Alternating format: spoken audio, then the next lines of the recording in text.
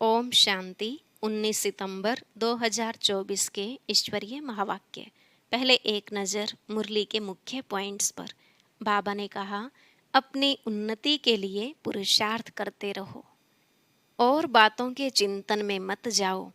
तुम बस मुझे याद करो, चेक करो कहीं और बुद्धि तो नहीं जाती। भगवान की श्रीमत तो माननी चाहिए ना। दूसरी बातों में जाने से कोई फायदा नहीं है, तुम और ही मूंझ जाएंगे। अब कोई विकर्म नहीं करो, पावन बनो तो तुम मुक्तिधाम में चले जाएंगे। सर्वगुण संपन्न तुमको यहाँ ही बनना है। मूल बात है ही पावन बनने की, तभी तुम उस पावन दुनिया में जा सकते हो। फिर बाबा ने कहा, देवता बनना है तो दैवी गुण भी जरूर धारण करो। जिनको बुद्धि में यह निश्चय हो गया, वह तो फट से सब बुरी आदतें छोड़ देंगे। तुम भले उनको कहो न कहो, दिल से निकलेगा, वाह हमको यह बनना है। जबकि 21 जन्मों के लिए राज्य मिल रहा है, तो हम क्यों नहीं पवित्र रहेंगे। लास्ट में बाबा ने कहा, पवित्रता बिगर विद ऑनर तुम स्वर्ग में जा नहीं सकते, ना ही ऊंच पद पा सकते। इसलिए खूब पुरुषार्थ करो, धंधा आदि भी भल करो, परंतु जास्ती पैसे का क्या करोगे। इतना खा तो नहीं सकोगे, फिर यह सब मिट्टी में मिल जाएगा। इसलिए युक्ति से थोड़ा स्टॉक रखो, बाकी सब वहाँ के लिए ट्रांसफर कर दो। अब सुनते हैं महावाक्यों को विस्तार से।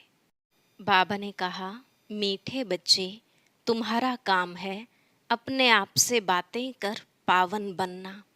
दूसरी आत्माओं के चिंतन में अपना टाइम वेस्ट मत करो। प्रश्न, कौन सी बात बुद्धि में आ गई तो पुरानी सब आदतें छूट जाएंगी। उत्तर, हम बेहद बाप की संतान हैं, तो विश्व के मालिक ठहरे, हमें देवता बनना है। यह बात बुद्धि में आ गई तो पुरानी सब आदतें छूट जाएंगी। तुम कहो न कहो, आप ही छोड़ देंगे। उल्टा सुल्टा खान पान शराब आदि खुद ही छोड़ देंगे। कहेंगे, वाह हमको तो यह लक्ष्मी नारायण बनना है। 21 जन्मों का राज्य भाग्य मिलता है, तो क्यों नहीं पवित्र रहेंगे। ओम शांति। बाप घड़ी घड़ी बच्चों का अटेंशन खिंचवाते हैं कि बाप की याद में बैठे हो। बुद्धि कोई और तरफ तो नहीं भागती है। बाप को बुलाते ही इसलिए हैं कि बाबा आकर हमें पावन बनाओ। पावन तो जरूर बनना है, और नॉलेज तो तुम किसको भी समझा सकते हो। यह सृष्टि का चक्र कैसे फिरता है, किसको भी तुम समझाओ तो झट समझ जाएंगे। भल पवित्र नहीं होगा तो भी नॉलेज तो पढ़ ही लेगा। कोई बड़ी बात नहीं है। 84 का चक्र और हर एक युग की इतनी आयु है, इतने जन्म होते हैं, कितना सहज है। इनका कनेक्शन याद से नहीं है, यह तो है पढ़ाई। बाप तो यथार्थ बात समझाते हैं, बाकी है सतो प्रधान बनने की बात, वह होंगे याद से। अगर याद नहीं करेंगे तो बहुत छोटा पद पा लेंगे, इतना ऊंच पद पा नहीं सकेंगे। इसलिए कहा जाता है अटेंशन। बुद्धि का योग बाप के साथ हो। इनको ही प्राचीन योग कहा जाता है। टीचर के साथ योग तो हर एक का होगा ही। मूल बात है याद की। याद की यात्रा से ही सतो प्रधान बनना है, और सतो प्रधान बन वापस घर जाना है। बाकी पढ़ाई तो बिल्कुल सहज है, कोई बच्चा भी समझ सकते हैं। माया की युद्ध इस याद में ही चलती है। तुम बाप को याद करते हो और माया फिर अपनी तरफ खींचकर भुला देती है। ऐसे नहीं कहेंगे कि मेरे में तो शिव बाबा बैठा है, मैं शिव हूँ। नहीं, मैं आत्मा हूँ, शिव बाबा को याद करना है। ऐसे नहीं, मेरे अंदर शिव की प्रवेशता है, ऐसे हो नहीं सकता। बाप कहते हैं, मैं कोई में जाता नहीं हूँ। हम इस रथ पर सवार होकर ही तुम बच्चों को समझाते हैं। हाँ, कोई डल बुद्धि बच्चे हैं और कोई अच्छा जिज्ञासु आ जाता है, तो उनकी सर्विस अर्थ मैं प्रवेश कर दृष्टि दे सकता हूँ, सदैव नहीं बैठ सकता हूँ। बहुरूप धारण कर किसका भी कल्याण कर सकते हैं। बाकी ऐसे कोई नहीं कह सकते कि मेरे में शिव बाबा की प्रवेशता है, मुझे शिव बाबा यह कहते हैं। नहीं, शिव बाबा तो बच्चों को ही समझाते हैं। मूल बात है ही पावन बनने की, जो फिर पावन दुनिया में जा सके। 84 का चक्र तो बहुत सहज समझाते हैं, चित्र सामने लगे हुए हैं। बाप बिगर इतना ज्ञान तो कोई दे न सके। आत्मा को ही नॉलेज मिलती है, उनको ही ज्ञान का तीसरा नेत्र कहा जाता है। आत्मा को ही सुख दुख होता है, उनको यह शरीर है ना। आत्मा ही देवता बनती है, कोई बैरिस्टर कोई व्यापारी, आत्मा ही बनती है। तो अब आत्माओं से बाप बैठ बात करते हैं, अपनी पहचान देते हैं। तुम जब देवता थे तो मनुष्य ही थे, परंतु पवित्र आत्माएं थी। अभी तुम पवित्र नहीं हो, इसलिए तुम्हें देवता नहीं कह सकते। अब देवता बनने के लिए पवित्र जरूर बनना है, उसके लिए बाबा को याद करना है। अक्सर करके यही कहते हैं, बाबा मेरे से यह भूल हुई जो हम देह अभिमान में आ गया। बाप बैठ बच्चों को समझाते हैं, पावन जरूर बनना है, कोई विकर्म न करो, तुमको सर्वगुण संपन्न यहाँ बनना है। पावन बनने से मुक्ति धाम में चले जाएंगे, और कोई प्रश्न पूछने की बात ही नहीं है। तुम अपने से बात करो, दूसरी आत्माओं का चिंतन नहीं करो। कहते हैं लड़ाई में 2 करोड़ मरे, इतनी आत्माएं कहाँ गई? अरे वह कहाँ भी गए, उसमें तुम्हारा क्या जाता है? तुम क्यों टाइम वेस्ट करते हो? और कोई भी बात पूछने की दरकार नहीं। तुम्हारा काम है पावन बनकर पावन दुनिया का मालिक बनना, और बातों में जाने से मूंझ पड़ेंगे। कोई को पूरा उत्तर नहीं मिलता है तो मूंझ पड़ते हैं।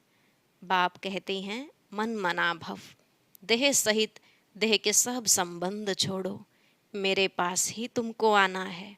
मनुष्य मरते हैं तो जब शमशान में ले जाते हैं, उस समय मुंह इस तरफ और पांव शमशान तरफ रखते हैं। फिर जब शमशान के पास पहुंचते हैं तो पांव इस तरफ और मुंह शमशान की तरफ कर देते हैं। तुम्हारा भी घर ऊपर में है ना, ऊपर में कोई पतित जा नहीं सकते। पावन बनने के लिए बुद्धि का योग बाप के साथ लगाना है, बाप के पास मुक्ति धाम में जाना है। पतित हैं इसलिए ही बुलाते हैं कि हम पतितों को आकर पावन बनाओ, लिबरेट करो। तो बाप कहते हैं अब पवित्र बनो। बाप जिस भाषा में समझाते हैं उसमें ही कल्प कल्प समझाएंगे। जो भाषा इनकी होगी उसमें ही समझाएंगे ना। आजकल हिंदी बहुत चलती है, ऐसे नहीं कि भाषा बदल सकती है, नहीं। संस्कृत भाषा आदि कोई देवताओं की तो है नहीं। हिंदू धर्म की संस्कृत नहीं है, हिंदी ही होनी चाहिए। फिर संस्कृत क्यों उठाते हैं? तो बाप समझाते हैं यहाँ जब बैठते हो तो बाप की याद में ही बैठना है, और कोई बातों में तुम जाओ ही नहीं। इतने मच्छर निकलते हैं, कहाँ जाते हैं? अर्थक्वेक में ढेर के ढेर फट से मरते हैं, आत्माएं कहाँ जाती हैं? इसमें तुम्हारा क्या जाता है? तुमको बाप ने श्रीमत दी है कि अपनी उन्नति के लिए पुरुषार्थ करो, औरों के चिंतन में मत जाओ। ऐसे तो अनेक बातों का चिंतन हो जाएगा। बस तुम मुझे याद करो, जिसके लिए बुलाया है उस युक्ति में चलो। तुम्हें बाप से वर्षा लेना है और बातों में नहीं जाना है। इसलिए बाबा घड़ी घड़ी कहते हैं अटेंशन। कहाँ बुद्धि तो नहीं जाती? भगवान की श्रीमत तो माननी चाहिए ना। और कोई बात में फायदा नहीं, मुख्य बात है पावन बनने की। यह पक्का याद रखो, हमारा बाबा बाबा भी है, टीचर भी है, प्रिसेप्टर भी है। यह जरूर दिल में याद रखना है। बाप बाप भी है, हमको पढ़ाते हैं, योग सिखलाते हैं। टीचर पढ़ाते हैं तो बुद्धि का योग टीचर में और पढ़ाई में भी जाता है। यही बाप भी कहते हैं, तुम बाप के तो बन ही गए हो, बच्चे तो हो ही, तब तो यहाँ बैठे हो, टीचर से पढ़ रहे हो। कहाँ भी रहते बाप के तो हो ही, फिर पढ़ाई में अटेंशन देना है। बाबा को याद करेंगे तो विकर्म विनाश होंगे और तुम सतोप्रधान बन जाएंगे। यह नॉलेज और कोई दे न सके। मनुष्य तो घोर अंधियारे में है ना। ज्ञान में देखो कितनी ताकत है। ताकत कहाँ से मिलती है? बाप से ताकत मिलती है, जिससे तुम पावन बनते हो। फिर पढ़ाई भी सिंपल है। उस पढ़ाई में तो बहुत मास लगते हैं। यहाँ तो 7 रोज का कोर्स है, उससे तुम सब कुछ समझ जाएंगे। फिर उसमें है बुद्धि पर मदार।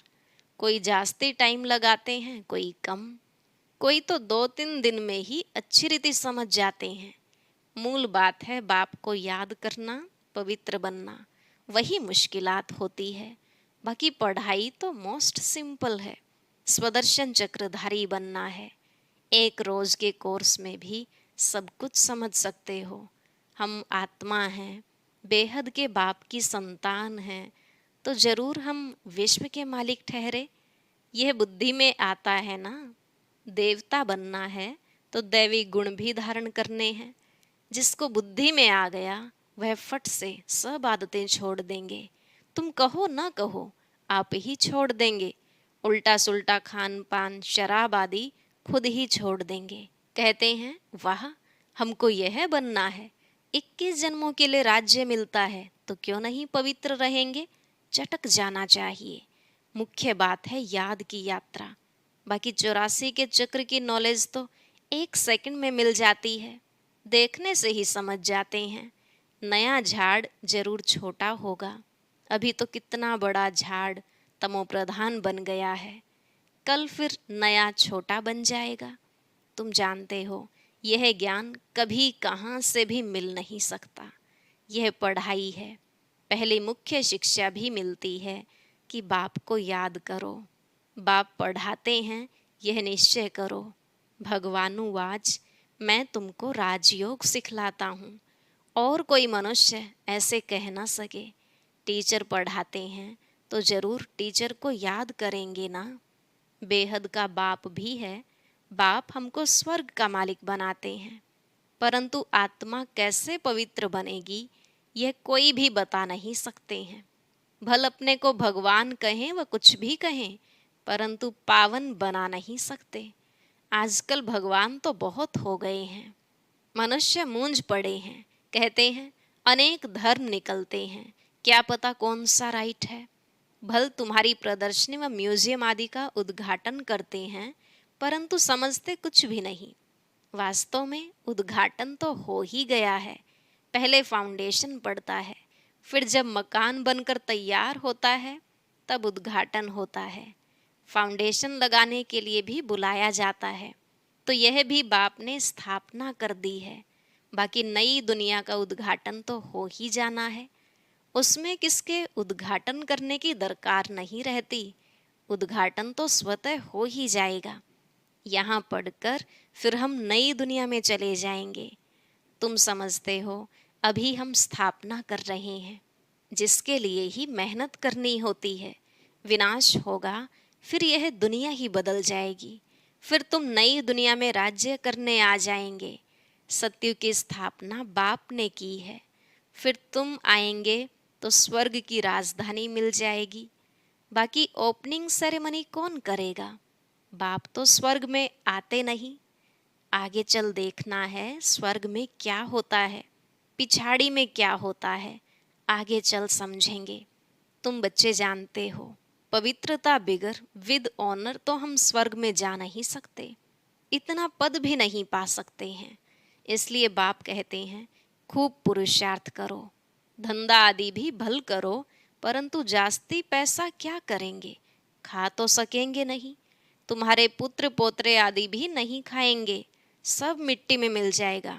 इसलिए थोड़ा स्टॉक रखो युक्ति से। बाकी तो सब वहाँ ट्रांसफ़र कर दो। सब तो ट्रांसफ़र नहीं कर सकते हैं। गरीब जल्दी ट्रांसफ़र कर देते हैं।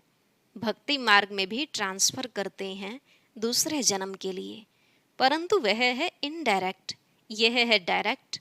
पतित मनुष्यों की पतितों से ही लेन देन है। अभी तो बाप आए हैं, तुम्हारी तो पतितों से लेन देन है नहीं। तुम हो ब्राह्मण, ब्राह्मणों को ही तुम्हें मदद करनी है। जो खुद सर्विस करते हैं उनको तो मदद की दरकार नहीं। यहाँ गरीब साहूकार आदि सब आते हैं, बाकी करोड़पति तो मुश्किल आएंगे। बाप कहते हैं मैं हूँ गरीब निवाज, भारत बहुत गरीब खंड है। बाप कहते हैं मैं आता भी भारत में हूँ, उसमें से भी यह आबू सबसे बड़ा तीर्थ है जहाँ बाप आकर सारे विश्व की सद्गति करते हैं। यह है नर्क। तुम जानते हो नर्क से फिर स्वर्ग कैसे होता है। अभी तुम्हारी बुद्धि में सारी नॉलेज है। बाप युक्ति ऐसी बताते हैं पावन बनने की जो सबका कल्याण कर देते हैं। सतयुग में कोई अकल्याण की बात, रोना पीटना आदि कुछ भी नहीं होता। अभी जो बाप की महिमा है, ज्ञान का सागर, सुख का सागर, अभी तुम्हारी भी यह महिमा है जो बाप की है। तुम भी आनंद के सागर बनते हो, बहुतों को सुख देते हो। फिर जब तुम्हारी आत्मा संस्कार ले नई दुनिया में जाएगी तो वहाँ फिर तुम्हारी महिमा बदल जाएगी। फिर तुमको कहेंगे सर्वगुण संपन्न, 16 कला संपूर्ण। अभी तुम हेल में बैठे हो, इनको कहा जाता है कांटों का जंगल। बाप को ही बागवान खिवैया कहा जाता है। गाते भी हैं हमारी नैया पार करो, क्योंकि दुखी हैं तो आत्मा पुकारती है।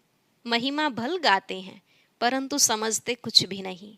जो आया सो कह देते हैं, ऊंचते ऊंच भगवान की निंदा करते रहते हैं।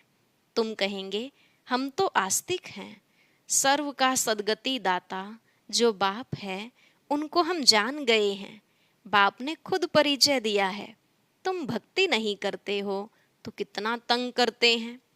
वह है मेजोरिटी, तुम्हारी है माइनॉरिटी। जब तुम्हारी मेजोरिटी हो जाएगी तब उन्हों को भी कशिश होगी, बुद्धि का ताला खुल जाएगा। अच्छा, मीठे मीठे सिकिलधे बच्चों प्रति माता पिता बाप दादा का याद प्यार और गुड मॉर्निंग। रूहानी बाप की रूहानी बच्चों को नमस्ते। रूहानी बच्चों की रूहानी बाप दादा को नमस्ते नमस्ते, गुड मॉर्निंग, शुक्रिया बाबा, शुक्रिया। धारणा के लिए मुख्य सार। पहला पॉइंट, अपनी उन्नति का ही चिंतन करना है, दूसरी किसी भी बात में नहीं जाना है। पढ़ाई और याद पर पूरा अटेंशन देना है, बुद्धि भटकानी नहीं है।